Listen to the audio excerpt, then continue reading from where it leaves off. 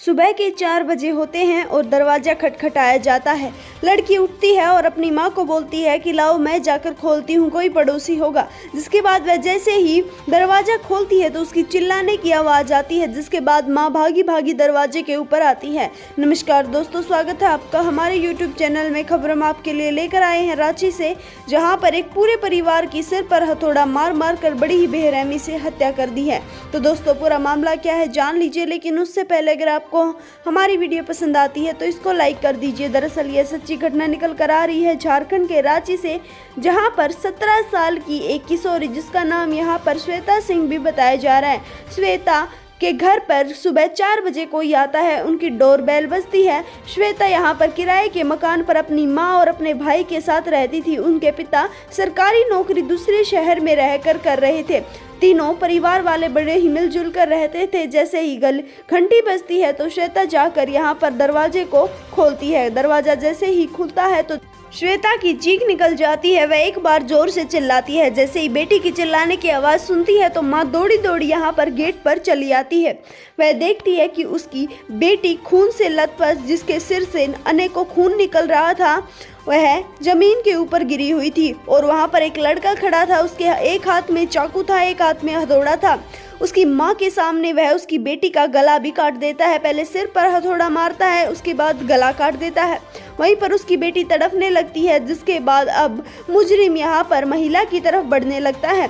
तभी महिला को ज्ञात होता है कि एक मुजरिम नहीं, दो नहीं, यहाँ पर तीन लोग उनको मारने के लिए आए हैं। अब यहाँ पर महिला समझ चुकी थी वह उससे भी नहीं छोड़ेंगे, ना ही उसके बेटे को छोड़ेंगे, क्योंकि दोस्तों दरअसल यह मामला ही कुछ ऐसा था। आखिरकार हत्याकांड की वजह क्या थी हम आपको जरूर बताएंगे। उसके बाद वह महिला की तरफ बढ़ते हैं और उसके गले में भी चाकू मार देते हैं और हथौड़ों से उसके सिर पर वार कर देते हैं, जिसके चलते वह भी वहीं पर गिर जाती है। उसके बाद वह उसके बेटे परवीन की तरफ पहुंचते हैं। दोस्तों हम आपको बता देना चाहते हैं कि यहाँ पर जो परवीन था वह सिर्फ 14 साल का बेटा था उसका। परवीन सो रहा था, तभी अचानक से उसकी भी आंख खुल जाती है कि उसकी माँ और उसकी बहनें चिल्ला रही है। वह भागकर बाहर आता है आंगन में, तो आंगन में 3 आदमी वहीं उसी अवस्था में खड़े थे और वहीं पर उसकी माँ की लाश पड़ी थी, साथ में ही बहन की पड़ी थी।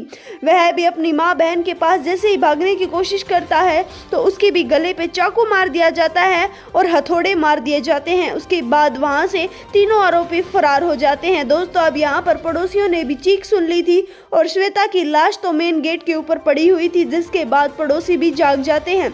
वह इस लाशों को देखते हैं तो सीधा यहाँ पर लड़की के पिता के पास फोन कर देते हैं। लड़की का पिता जैसे तैसे भागकर वहाँ से आता है और पड़ोसियों को बोलता है कि इनको उठाकर हॉस्पिटल में भर्ती करा दो। हॉस्पिटल में भर्ती कराने के बाद बता देना चाहते हैं कि यहाँ पर श्वेता की मौत तो घर पर ही हो चुकी थी, उसके भाई और उसकी माँ की सांसें चल रही थी। जैसे ही उनको सिविल हॉस्पिटल में भर्ती कराया जाता है तो परवीन वहीं पर दम तोड़ देता है, लेकिन यहाँ पर माँ की हालत काफ़ी नाजुक बनी हुई है।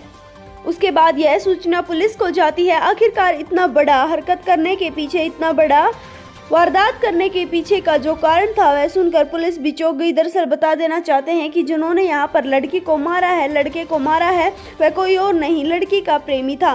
थोड़े दिन पहले ही दोनों में प्रेम प्रसंग चल रहा था, लेकिन किसी बात को लेकर दोनों में काफ़ी झगड़ा हो गया था, जिसके बाद यह बातें थाने तक पहुँच गई थी। यहाँ पर लड़की ने पुलिस कंप्लेन भी कर दी थी, लेकिन उसके बाद पुलिस ने दोनों की रजामंदी करवा दी थी दोस्तों, जिसके बाद यह मामला वहीं पर ख़त्म हो गया था। लेकिन यहाँ पर प्रेमी के मन में अब भी था कि वह एक दिन श्वेता से बदला जरूर लेगा, जिसके लिए उसने उसके पूरे परिवार को खत्म कर दिया।